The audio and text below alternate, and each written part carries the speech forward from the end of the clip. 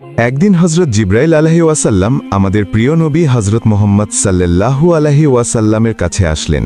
তার হাতে ছিল একটি বিশেষ বেহেশতি ফল।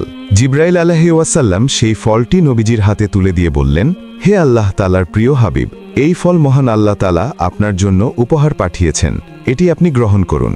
তারপর হজরত জিব্রাইল আলাইহি ওয়াসাল্লামের নির্দেশ মতো নবী করিম সাল্লাল্লাহু আলাইহি ওয়াসাল্লাম সেই ফলটি খেয়ে ফেললেন। ফলটির সুগন্ধ এতই অপূর্ব ছিল যে তিনি এই পৃথিবীতে আগে কখনো অনুভব করেননি। খাওয়ার কিছুক্ষণ পর হজরত জিব্রাইল আলাইহি ওয়াসাল্লাম বিদায় নিলেন। তারপর কিছু সময়ের মধ্যেই নবীজির প্রিয়তমা স্ত্রী হজরত খাদিজা রাদিয়াল্লাহু তাআলা আনহা গর্ভবতী হলেন। আবার একদিন হজরত জিব্রাইল আলাইহি ওয়াসাল্লাম নবীজির কাছে এসে বললেন, হে আল্লাহর রাসূল, আপনার ঘরে একটি কন্যা সন্তান জন্ম নিবে। এই কন্যা হবে জগতের শ্রেষ্ঠ নারী, সমস্ত নারীদের মধ্যে অনন্যা। এই সংবাদ শুনে বিশ্বনবী হজরত মুহাম্মদ সাল্লাল্লাহু আলাইহি ওয়াসাল্লাম হজরত খাদিজা রাদিয়াল্লাহু তাআলা আনহার কাছে গেলেন এবং তার কাছে গিয়ে বললেন, হে ভাগ্যবতী খাদিজা, আমি জানতে পেরেছি তোমার গর্ভে একটি কন্যা সন্তান অবস্থান করছেন এবং যিনি হবেন অত্যন্ত ধার্মিক, ন্যায়পরায়ণ এবং সমগ্র মুসলিম নারীদের আদর্শ। গর্ভকালীন সময়ে হজরত খাদিজা রাদিয়াল্লাহু তাআলা আনহা কখনো কষ্ট অনুভব করেননি, কিন্তু যেদিন হজরত ফাতেমা রাদিয়াল্লাহু তাআলা আনহা পৃথিবীতে আগমনের সময় এলো, সেদিন হঠাৎ করেই প্রসব যন্ত্রণা শুরু হলো। সেই মুহূর্তে ঘরে তার সাহায্যের জন্য আর কোনো নারী উপস্থিত ছিল না। হজরত খাদিজা রাদিয়াল্লাহু তাআলা আনহা এক দাসীকে পাঠালেন আত্মীয় স্বজনদেরকে ডাকার জন্য, যেন তারা এসে তাকে সাহায্য করে। কিন্তু যখন দাসী আত্মীয়দের কাছে সাহায্য চাইল, তারা তা প্রত্যাখ্যান করল। ইসলাম গ্রহণ করার কারণে তারা খাদিজা রাদিয়াল্লাহু তাআলা আনহার পাশে দাঁড়াতে অস্বীকৃতি জানালো। তারা বলল, আরবের ধনবান যুবকদের প্রস্তাব প্রত্যাখ্যান করে খাদিজা এমন এক দরিদ্র ও অশিক্ষিত যুবক মুহাম্মদকে বিয়ে করেছে। নাউজুবিল্লাহ। আবার তার স্বামীর ধর্ম অনুসরণ করে আমাদের সম্মানেও কলঙ্ক লাগিয়েছে। আজ তার বিপদের সময় আমরা তার পাশে থাকতে পারি না। দাসী ফিরে এসে এসব কথা হযরত খাদিজা রাদিয়াল্লাহু তাআলা আনহার কাছে জানালো। একাকী অসহায় অবস্থায় খাদিজা রাদিয়াল্লাহু তাআলা আনহা আল্লাহর সাহায্য কামনা করলেন। তিনি জানতেন এই কঠিন মুহূর্তে একমাত্র আল্লাহ তাআলাই রক্ষা করতে পারেন। হঠাৎ করেই তিনি দেখলেন তার ঘর অপূর্ব এক নূরে ভরে গিয়েছে। আশ্চর্য হয়ে তাকিয়ে দেখলেন চারজন চকচকে রমণী তার সামনে উপস্থিত। ভয়ে কাঁপতে কাঁপতে জিজ্ঞাসা করলেন, আপনারা কারা, কেন এসেছেন? তাদের মধ্যে একজন এগিয়ে এসে সান্ত্বনা দিয়ে বলল, ভয় পাবেন না মা, আপনি যাকে ডাকছিলেন আমরা তার পক্ষ থেকে এসেছি, আমি হাওয়া। এরপর দ্বিতীয়জন পরিচয় দিলেন, আমি আসিয়া, ফেরাউনের স্ত্রী। তৃতীয়জন বললেন, আমি মারিয়া বিনতে ইমরান, হজরত ঈসা আলাইহি ওয়াসাল্লামের মাতা। আর চতুর্থজন বললেন, আমি কুলসুম, হজরত মুসা আলাইহি ওয়াসাল্লামের ভাগ্নী। তারা সবাই জানালেন তারা আল্লাহর আদেশে হজরত খাদিজা রাদিয়াল্লাহু তাআলা আনহার সাহায্য করতে এসেছেন। হজরত খাদিজা রাদিয়াল্লাহু তাআলা আনহা প্রসব যন্ত্রণার কঠিন মুহূর্তে অত্যন্ত খুশি হলেন যখন আশেপাশে সাহায্যকারী নারীদের পেয়ে যান। নবুয়তের ৫ম বছরে আরবের এক শুক্রবারের ভরে আরবের আকাশ আলোকিত করে হজরত মুহাম্মদ সাল্লাল্লাহু আলাইহি ওয়াসাল্লামের ঘরে জন্মগ্রহণ করেন এক পবিত্র শিশু, হজরত ফাতেমা রাদিয়াল্লাহু তাআলা আনহা। স্নিগ্ধ সৌন্দর্য ও মনোমুগ্ধকর চেহারা এই শিশুকে দেখে মনে হচ্ছিল যেন বেহেশতের অপূর্ব জ্যোতি পৃথিবীতে নেমে এসেছে। তার আগমনে হজরত খাদিজা রাদিয়াল্লাহু তাআলা আনহার ঘরও উজ্জ্বল হয়ে উঠল। আল্লাহর পক্ষ থেকে প্রেরিত স্বর্গীয় নারীরা এই নবজাতককে পরিচর্যা করলেন। কন্যা সন্তান জন্মের সুসংবাদে হজরত মুহাম্মদ সাল্লাল্লাহু আলাইহি ওয়াসাল্লাম অত্যন্ত আনন্দিত হলেন এবং তার নাম রাখলেন ফাতেমা। তার আরও কিছু গুণবাচক নামের মধ্যে ছিল জোহরা, যার অর্থ ফুলের কলি। বাস্তবিক অর্থে তিনি যেন এক অপূর্ব ফুলের কলির মতো সৌন্দর্যমণ্ডিত ছিলেন। কন্যার গুণাবলী সম্পর্কে হজরত জিব্রাইল আলাইহি ওয়াসাল্লাম পূর্বেই হুজুর সাল্লাল্লাহু আলাইহি ওয়াসাল্লামকে অবহিত করেছিলেন, তাই কন্যা জন্মে তিনি আনন্দে অভিভূত হয়েছিলেন। শৈশব থেকেই হজরত ফাতেমা রাদিয়াল্লাহু তাআলা আনহা ছিলেন অত্যন্ত ধীরস্থির, গম্ভীর এবং নির্জন প্রকৃতির। সাধারণ মেয়েরা যেখানে খেলাধুলা ও ধুলোঝাপে মেতে থাকত, সেখানে তিনি সেসব থেকে নিজেকে দূরে রাখতেন। তিনি মাতার পাশে থাকতেই ভালোবাসতেন এবং নির্জনতা পছন্দ করতেন। একবার হজরত খাদিজা রাদিয়াল্লাহু তাআলা আনহা যখন তাকে বিভিন্ন বিষয়ে শিক্ষা দিচ্ছিলেন, তখন ছোট্ট ফাতেমা জিজ্ঞাসা করলেন, আম্মাজান, আমরা আল্লাহ তাআলার অসংখ্য কুদরতি নিদর্শন দেখি, তবে আল্লাহ তাআলা কি নিজে আমাদের সামনে আসেন না? এই প্রশ্ন শুনে খাদিজা রাদিয়াল্লাহু তাআলা আনহা চমকে উঠলেন এবং কোমলভাবে উত্তর দিলেন, হে ফাতেমা, দুনিয়ার চোখ দিয়ে আল্লাহকে দেখা সম্ভব নয়, তবে যদি আমরা আল্লাহর এবাদত ও সন্তুষ্টি লাভ করি তাহলে কিয়ামতের দিন তাকে দেখতে পারব। এভাবে ছোট্ট ফাতেমার মনে আল্লাহর প্রতি প্রবল আস্থা গড়ে উঠল। সত্যবাদিতা, নম্রতা, বিনয়, সদাচার ও উপকারিতা ইত্যাদি মহৎ গুণাবলী তার চরিত্রের অনুষঙ্গ হয়ে উঠেছিল। হযরত ফাতেমা রাজিয়াল্লাহু তাআলা আনহা ছোটবেলা থেকেই সর্বশ্রেষ্ঠ মহামানব হযরত মুহাম্মদ সাল্লাল্লাহু আলাইহি ওয়াসাল্লামের আদর্শকে গ্রহণ করেছিলেন। ফলে রাসূল সাল্লাল্লাহু আলাইহি ওয়াসাল্লামের প্রতিটি গুণাবলী তার চরিত্র ফুটে উঠেছিল। শৈশব থেকেই তিনি পিতাকে অত্যন্ত ভালোবাসতেন এবং তার আদর্শের ছায়াতলে বেড়ে উঠেছিলেন। একদিন রাসূল সাল্লাল্লাহু আলাইহি ওয়াসাল্লাম একটি স্থান থেকে বাড়ি ফিরছিলেন। হঠাৎ এক কাফের তার পথ রোধ করে অকথ্য ভাষায় গালি দিতে শুরু করল এবং তার মাথায় ধুলাবালি ছুঁড়ে দিল। মানবতার মহান শিক্ষক রাসূল সাল্লাল্লাহু আলাইহি ওয়াসাল্লাম কোনো প্রতিবাদ না করে চুপচাপ দাঁড়িয়ে রইলেন। এই দৃশ্য দেখে হযরত ফাতেমা রাদিয়াল্লাহু তাআলা আনহা পিতার গা থেকে ধুলাবালি ঝেড়ে ফেললেন এবং ওই কাফেরকে কঠোর ভাষায় তিরস্কার করলেন, তোমরা কি মানুষ নাকি অমানুষ? আমার পিতা তোমাদের কি ক্ষতি করেছেন যে এমন অমানবিক আচরণ করছো? তার সাহসী তিরস্কারে কাফের লজ্জিত হয়ে চলে গেল। আরেকদিন রাসূল সাল্লাল্লাহু আলাইহি ওয়াসাল্লাম কাবার সামনে নামাজ পড়ছিলেন। কাফেরা দূরে দাঁড়িয়ে নানা ভাষায় গালিগালি দিচ্ছিল। যখন তিনি সেজদায় গেলেন তখন এক কাফের উটের নাড়ি ভুড়ি এনে তার মাথার উপর চাপিয়ে দিল। তার পোশাক নষ্ট হয়ে গেল এবং ভারে তিনি মাথা তুলতে পারছিলেন না। কাফেররা অট্টহাসিতে ফেটে পড়ল। খবর পেয়ে হযরত ফাতেমা রাদিয়াল্লাহু তাআলা আনহা ছুটে এলেন, পিতার মাথা থেকে নাড়ি ভুড়ি সরিয়ে ফেললেন এবং চোখের পানি মুছতে মুছতে কাফেরদের তিরস্কার করলেন। লজ্জিত হয়ে তারা সেখান থেকে চলে গেল। ঐতিহাসিক উহুদের যুদ্ধে কাফেরদের আক্রমণে রাসূল সাল্লাল্লাহু আলাইহি ওয়াসাল্লাম গুরুতর আহত হলেন। তার পবিত্র দাঁত মোবারক ভেঙে গেল এবং কপাল থেকে রক্ত ঝরতে লাগল। এই সংবাদ শুনে হযরত ফাতেমা রাদিয়াল্লাহু তাআলা আনহা অস্থির হয়ে উহুদের ময়দানে ছুটে গেলেন। তিনি পিতাকে অজ্ঞান অবস্থায় রক্তাক্ত দেখে নিজের কোলের উপরে তুলে নিলেন এবং তিনি কান্না করতে করতে অস্থির হয়ে গেলেন। তার চোখের পানি অনর্গল পড়ছিল। তখন হযরত আলী রাদিয়াল্লাহু তাআলা আনহু ঢালে করে পানি এনে দিলেন এবং ফাতেমা রাদিয়াল্লাহু তাআলা আনহা তা দিয়ে পিতার ক্ষত ধুয়ে দিলেন। এভাবে জীবনের প্রতিটা মুহূর্তে হযরত ফাতেমা রাদিয়াল্লাহু তাআলা আনহা তার পিতামাতার বিপদে পাশে দাঁড়িয়েছিলেন। রাসূল সাল্লাল্লাহু আলাইহি ওয়াসাল্লামও তার এই কলিজার টুকরো কন্যাকে ভীষণ ভালোবাসতেন। তিনি সাহাবীদের উদ্দেশ্যে বলতেন, ফাতেমা আমার দেহের অংশ বিশেষ, যে তাকে রাগান্বিত করবে সে আমাকে কষ্ট দিবে। বোনদের বিবাহের পর পিতামাতার সংসারে একমাত্র ফাতেমাই ছিল যিনি দুজনের স্নেহ মমতার অধিকারী হন। কিন্তু এই সুখ বেশিদিন স্থায়ী হল না। হযরত খাদিজা রাদিয়াল্লাহু তাআলা আনহা বার্ধক্য ও রোগ শোকে ভীষণ দুর্বল হয়ে পড়লেন। তিনি নিজের দুর্বলতার জন্য রাসূল সাল্লাল্লাহু আলাইহি ওয়াসাল্লামের সেবা করতে না পারায় দুঃখে কাঁদতেন এবং আল্লাহর দরবারে প্রার্থনা করতেন। মায়ের কান্নাজড়িত কথা শুনে কিশোরী হযরত ফাতেমা রাদিয়াল্লাহু তাআলা আনহা অনুভব করলেন মায়ের অন্তরের যন্ত্রণাকে। তিনি মাকে সান্ত্বনা দিয়ে বললেন, আম্মাজান চিন্তা করবেন না, আমি আপনার স্থানে আব্বাজানের সেবা করব এবং তার খেদমতে কোনো ত্রুটি হতে দিব না। মৃত্যু পথযাত্রী মা ফাতেমার কথা শুনে আনন্দিত হলেন এবং বললেন, হে ফাতেমা, তুমি আমার প্রাণের মা। আল্লাহ যেন তোমাকে তোমার পিতার খেদমতের সুযোগ দেন এবং এর বিনিময়ে তোমাকে সমগ্র মানবজাতির মধ্যে শ্রেষ্ঠত্বের আসনে অধিষ্ঠিত করেন। তার সুনাম যেন চিরকাল অক্ষয় থাকেন। হযরত ফাতেমা রাদিয়াল্লাহু তাআলা আনহা তখন মাত্র 11 বছর বয়সী ছিলেন যখন তার মাতা হযরত খাদিজাতুল কোবরা রাদিয়াল্লাহু তাআলা আনহা ইন্তেকাল করেন। আম্মাজান খাদিজা রাদিয়াল্লাহু তাআলা আনহা বিদায় নেওয়ার পর নবী করিম সাল্লাল্লাহু আলাইহি ওয়াসাল্লাম গভীর শোকাক্রান্ত হয়ে পড়লেন। মনে হচ্ছিল যে যেন তার অন্তর ভেঙে চুরমার হয়ে গিয়েছে। এদিকে মাতৃহারা কন্যা হযরত ফাতেমা রাদিয়াল্লাহু তাআলা আনহা দুঃখে ও কষ্টে একেবারে ভেঙে পড়েন, কারণ তার মা খাদিজা রাদিয়াল্লাহু তাআলা আনহা তাকে অন্তরের অন্তঃস্থল থেকে ভালোবাসতেন এবং ফাতেমা রাদিয়াল্লাহু তাআলা আনহা মাকেও জীবন দিয়ে ভালোবাসতেন। একদিন ফাতেমা রাদিয়াল্লাহু তাআলা আনহা তার মায়ের কথা মনে করে কান্না ভেজা কণ্ঠে নবী করিম সাল্লাল্লাহু আলাইহি ওয়াসাল্লামকে বললেন, আব্বাজান, আমার যখনই আম্মাজানের কথা মনে পড়ে তখন আর কোনো কিছুই ভালো লাগে না। আপনি কি হযরত জিবরাইল আলাইহি ওয়াসাল্লামের নিকট জিজ্ঞেস করতে পারেন আমার আম্মাজান কেমন আছেন? মাতৃহারা আদরের দুলালির এই কথায় বিশ্বনবী সাল্লাল্লাহু আলাইহি ওয়াসাল্লামের অন্তরে প্রচণ্ড ব্যথা অনুভব হলো। আবেগভরা কণ্ঠে স্নেহের সুরে তিনি ফাতেমা রাদিয়াল্লাহু তাআলা আনহাকে সান্ত্বনা দিয়ে বললেন, হে ফাতেমা, তোমার মায়ের মতো মা এই দুনিয়াতে খুবই কমই আছে। তুমি কি একবার ভেবে দেখেছ? আমার দৃঢ় বিশ্বাস পরম করুণাময়ী আল্লাহ তোমার মাকে জান্নাতে শান্তিতে রেখেছেন। তুমি তার জন্য দুঃখ করো না।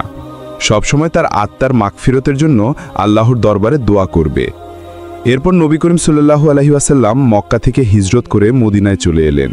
তখন হজরত ফাতেমা রাদিয়াল্লাহু তাআলা আনহার বিয়ের উপযুক্ত বয়স হয়েছিল। তার জন্য বিভিন্ন স্থান থেকে বিয়ের প্রস্তাব আসতে থাকে। ধনবান ও সুদর্শন যুবকরাও, এমনকি আনসার ও মুজাহিদ সাহাবীরাও ফাতেমা রাদিয়াল্লাহু তাআলা আনহাকে বিয়ে করার আগ্রহে প্রস্তাব পাঠাতে থাকেন। কিন্তু নবী করিম সাল্লাল্লাহু আলাইহি ওয়াসাল্লাম কোনো প্রস্তাব সম্মতি দেননি, বরং চুপ থাকলেন। অবশেষে হযরত আলী রাদিয়াল্লাহু তাআলা আনহু বিয়ের আবেদন করলেন। নবী করিম সাল্লাল্লাহু আলাইহি ওয়াসাল্লাম তাকে জিজ্ঞেস করলেন, বিবাহের মোহরানা আদায়ের জন্য তোমার কাছে কি আছে? হযরত আলী রাদিয়াল্লাহু তাআলা আনহু বিনয়ের সাথে উত্তর দিলেন, আমার কাছে একটি ঘোড়া আর একটি বর্ম ছাড়া কিছুই নেই। নবী করিম সাল্লাল্লাহু আলাইহি ওয়াসাল্লাম বললেন, ঘোড়াটি যুদ্ধের জন্য প্রয়োজনীয়, তাই তুমি বর্মটি বিক্রি করে দাও। এই নির্দেশে হযরত আলী রাদিয়াল্লাহু তাআলা আনহু সম্মানপূর্বক সেখান থেকে বিদায় নিলেন। অনেক খোঁজাখুঁজি করেও যোগ্য ক্রেতা না পেয়ে পরের দিন তিনি বর্মটি নিয়ে আবার নবী করিম সাল্লাল্লাহু আলাইহি ওয়াসাল্লামের দরবারে উপস্থিত হলেন। সেই সময়ে সেখানে হযরত আবু বকর সিদ্দিক রাদিয়াল্লাহু তাআলা আনহু, হযরত ওমর রাদিয়াল্লাহু তাআলা আনহু এবং হযরত উসমান রাদিয়াল্লাহু তাআলা আনহু সহ অন্যান্য সাহাবীরা উপস্থিত ছিলেন।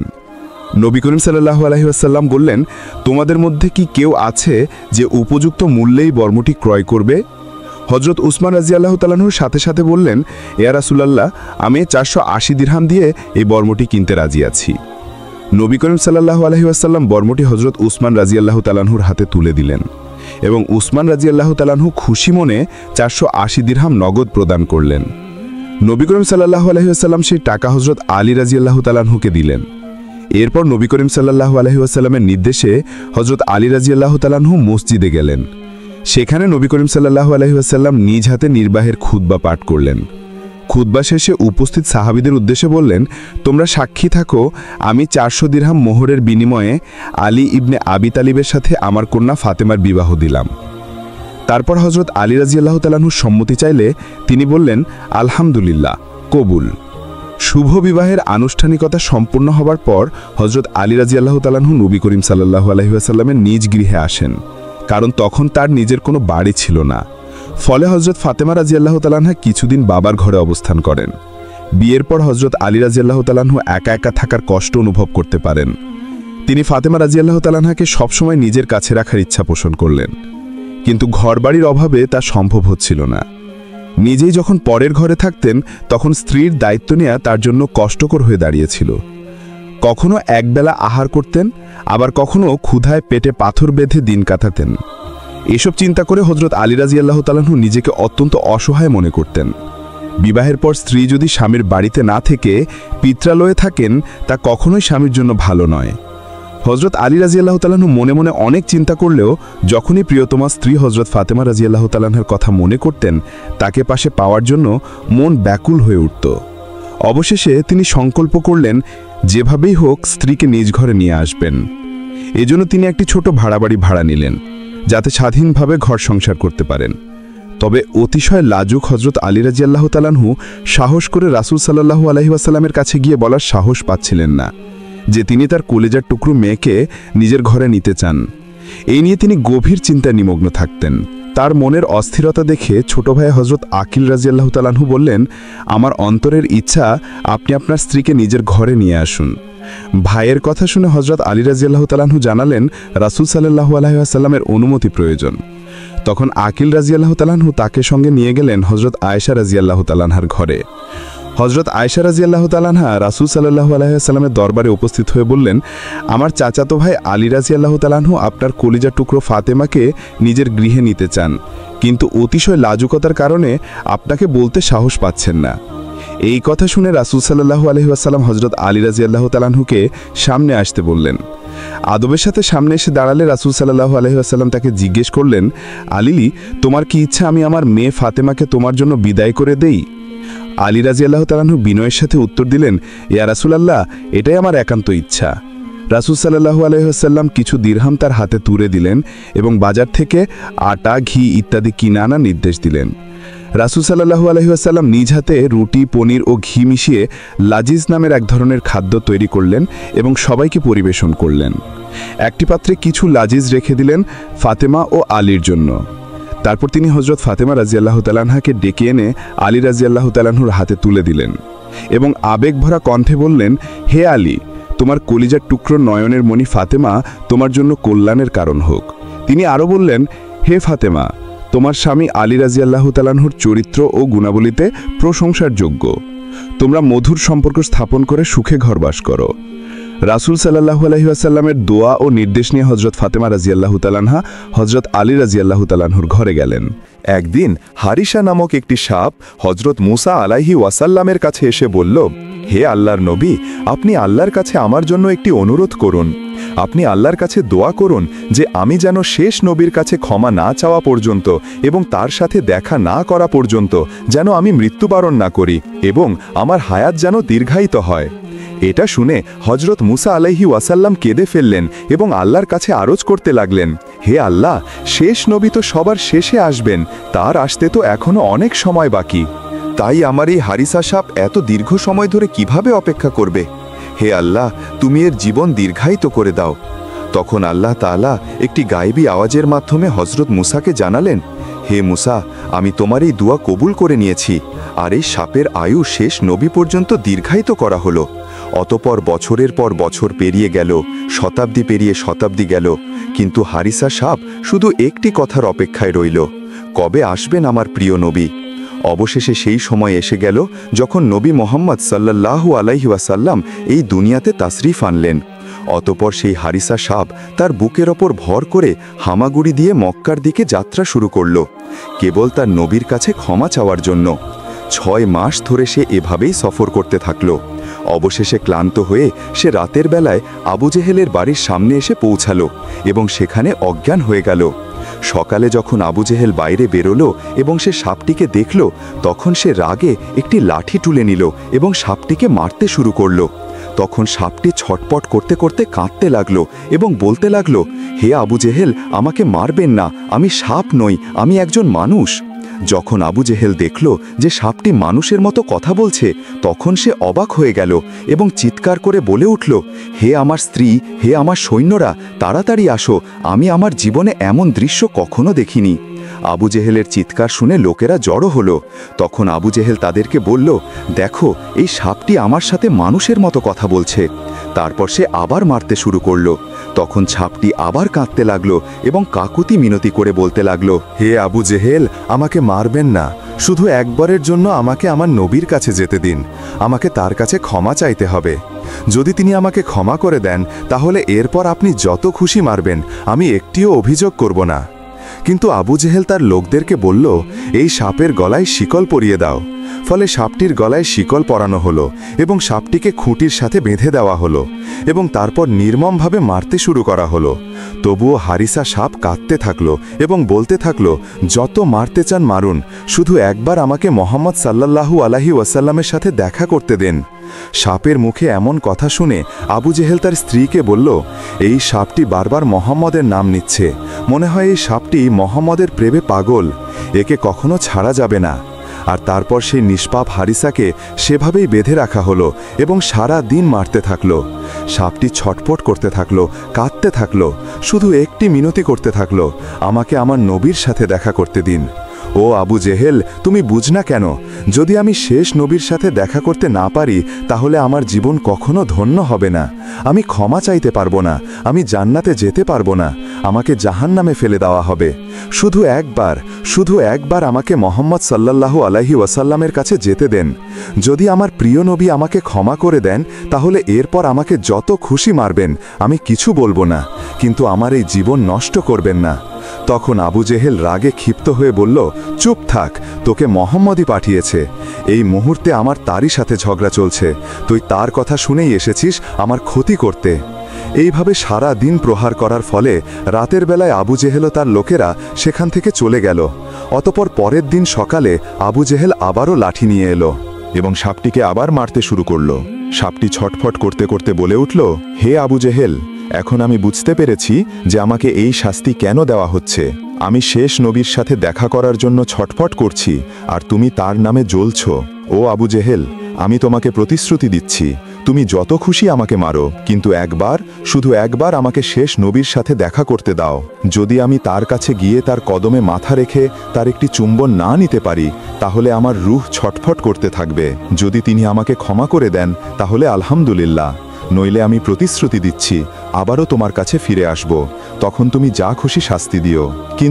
কিন্তু যেই সাপটি মোহাম্মদের নাম নিল, আবু জেহেল আরও ক্ষিপ্ত হয়ে উঠল। সে চিৎকার করে উঠল, হে স্ত্রী, আমার ঘর থেকে লোহার চাবুক নিয়ে এসো। তারপর সে লোহার চাবুক দিয়ে সাপটিকে মারতে শুরু করল এবং তার লেজের অংশ কেটে ফেলল। এরপর বলল, স্ত্রী, এখন বাড়ি থেকে লবণ নিয়ে এসো।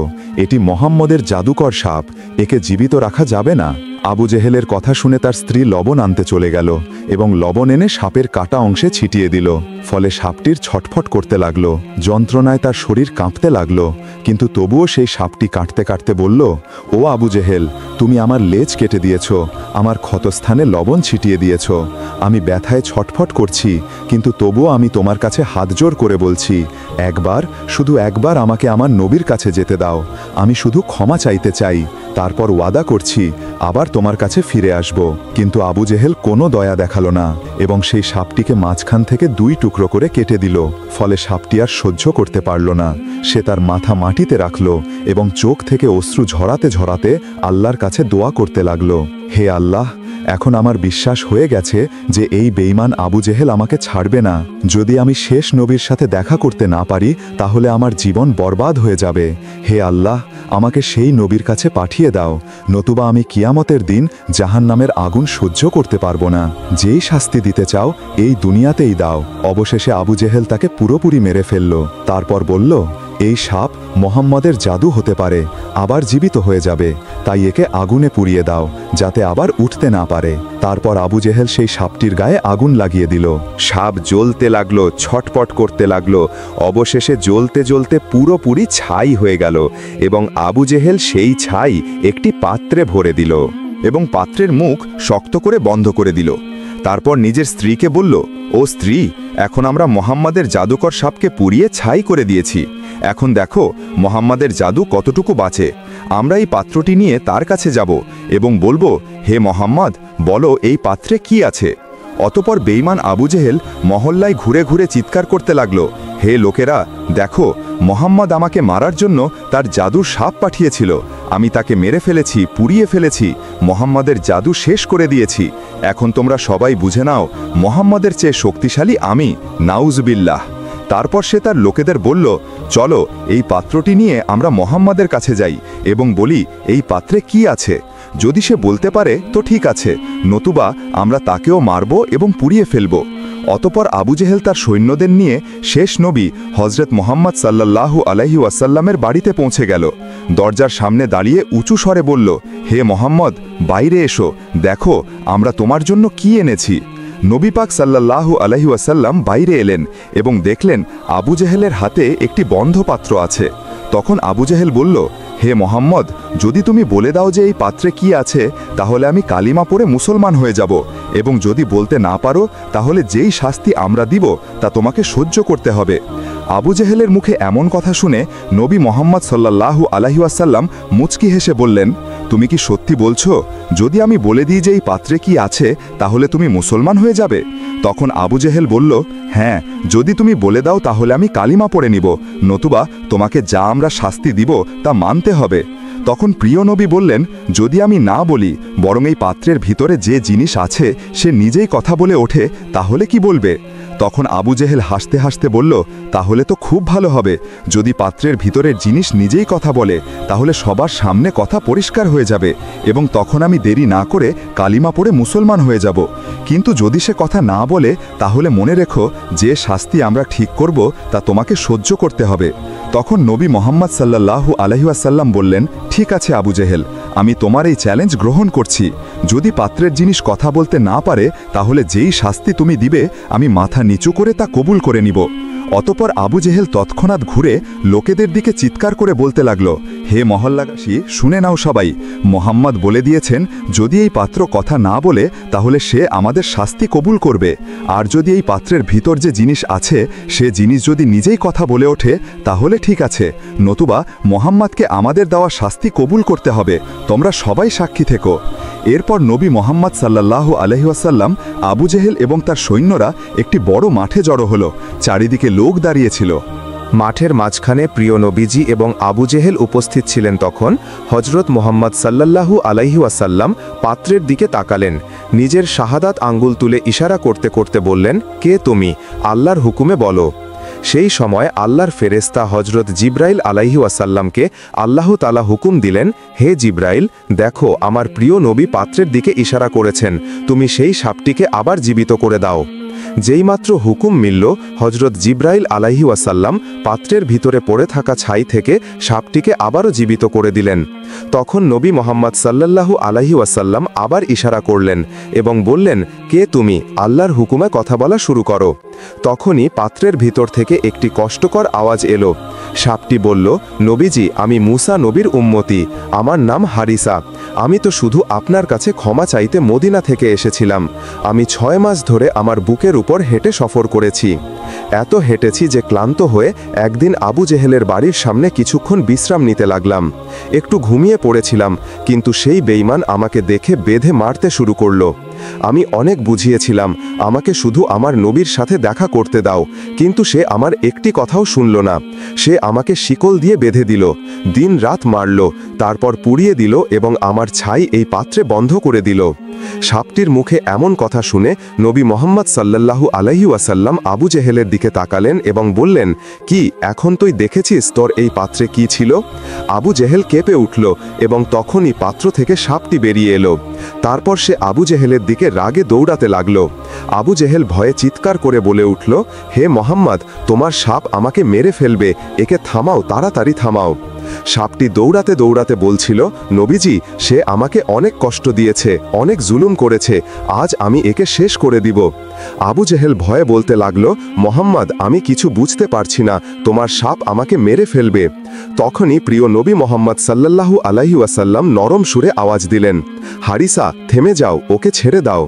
সাপটি কিছু দূর গিয়ে থেমে গেল, একবার নবীর দিকে তাকালো, তারপর পিছনে ফিরল, নিজের জিহ্বা বের করে কাঁদতে লাগলো।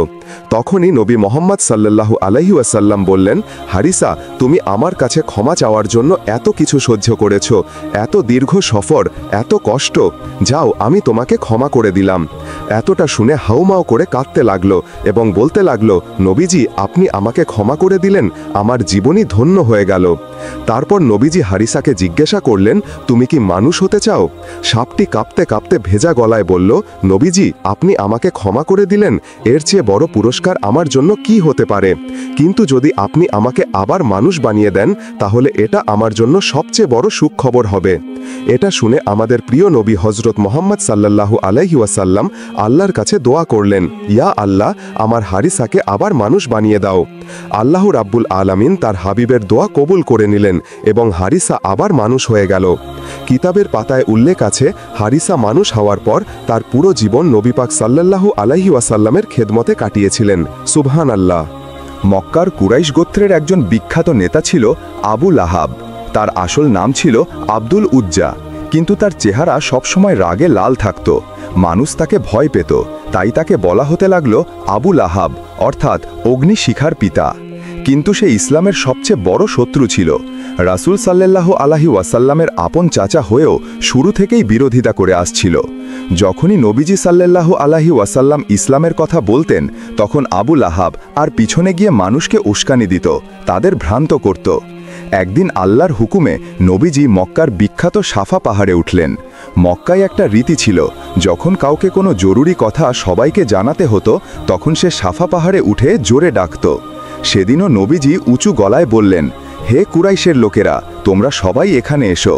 ফলে মক্কার লোকেরা তাড়াতাড়ি জড়ো হয়ে গেল। সবার মুখে উৎসাহ ছিল, সবার মনে একটাই প্রশ্ন, শেষ পর্যন্ত কি বলতে চলেছে মোহাম্মদ? তারপর নবীজি সাল্লাল্লাহু আলাইহি ওয়াসাল্লাম ধীরে ধীরে বললেন, তাহলে শোনো, আমি তোমাদেরকে সতর্ক করতে এসেছি। তোমাদের রব শুধু একজন, তার কোনো অংশীদার নেই।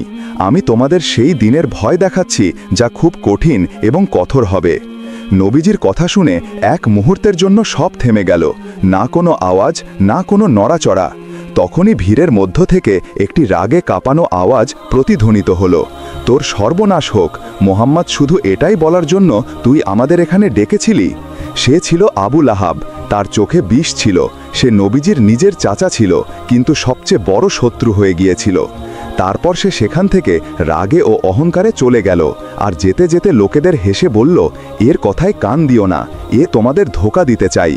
কিন্তু সেই সময় আল্লাহ তাআলা একটি কঠোর আয়াত নাজিল করলেন, আবু লাহাবের উভয় হাত ধ্বংস হয়ে যাক এবং সে নিজেও ধ্বংস হোক। এটা শুনে আরও ভীষণভাবে রেগে উঠল সে। কসম খেল যে এখন সে প্রতি পদক্ষেপে নবীজিকে আটকাবে। যখন নবীজি সাল্লাল্লাহু আলাইহি ওয়াসাল্লাম কোনো বাজারে গিয়ে লোকেদের আল্লাহর দিকে ডাকতেন, তখন আবু লাহাব তাদের পিছনে পিছনে গিয়ে বলতো, এর কথা শুনো না, এ পাগল হয়ে গিয়েছে, এ আমার ভাতিয়া, আমি একে চিনি, এ মিথ্যাবাদী। আবার যখন নবীজিকে লোকেদের সাথে নামাজ পড়তে দেখত, তখন আবু লাহাব সেখানে পৌঁছে যেত এবং তাদের উপহাস করত।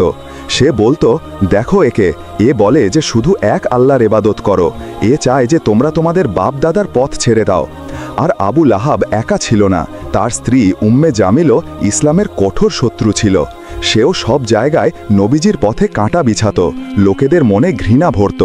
কিন্তু আল্লাহর নূর থামার মতো ছিল না। নবীজির কথাই সত্য ছিল, সত্যতা ছিল। সে আবু সুফিয়ানের বোন ছিল, এক শক্তিশালী উঁচু বংশের মহিলা, কিন্তু তার মন ঘৃণায় ভরা ছিল। সে নিজেও পুরো শক্তি দিয়ে নবীজি এবং তার সাহাবীদের কষ্ট দিতে লেগে থাকত।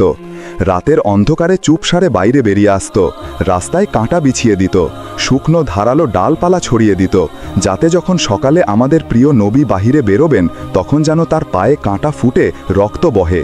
কিন্তু নবীজি কখনো অভিযোগ করতেন না। তিনি শুধু ধৈর্য ধরতেন, চুপচাপ রাস্তা পরিষ্কার করতেন এবং তারপর হাত তুলে বলতেন, হে আল্লাহ, তুমি সত্যকে প্রতিষ্ঠিত করে দাও। একদিন আবু লাহাবের স্ত্রী উম্মে জামিল একটি বড় পাথর নিয়ে এলো নবীজিকে মারার উদ্দেশ্যে। তখন নবীজি সাল্লাল্লাহু আলাইহি ওয়াসাল্লাম কাবা প্রাঙ্গণে আবু বকর রাদিয়াল্লাহু তাআলা আনহুর সাথে বসেছিলেন। কিন্তু দেখুন আল্লাহর কুদরত, উম্মে জামিল নবীজিকে দেখতেই পেল না, শুধু আবু বকরকে দেখল এবং রাগে চিৎকার করে বলল, তোমার সেই সাথী মোহাম্মদ কোথায়? আমি তাকে হত্যা করব। এইভাবে আবু লাহাব ও তার স্ত্রী প্রতি ক্ষেত্রেই নবীজিকে হত্যা করার পরিকল্পনা করেছিল, কিন্তু প্রত্যেকবারই আমাদের নবীজিকে আল্লাহ রব্বুল আলামিন রক্ষা করেছেন। প্রিয় দর্শক, আজকের ভিডিওটি আপনাদের কাছে কেমন লাগলো তা কমেন্টে অবশ্যই জানাতে ভুলবেন না। আর ভিডিওটি যদি ভালো লেগে থাকে তাহলে অবশ্যই একটি লাইক করবেন। আশা করি আপনারা সকলেই ভালো থাকবেন। আসসালামু আলাইকুম।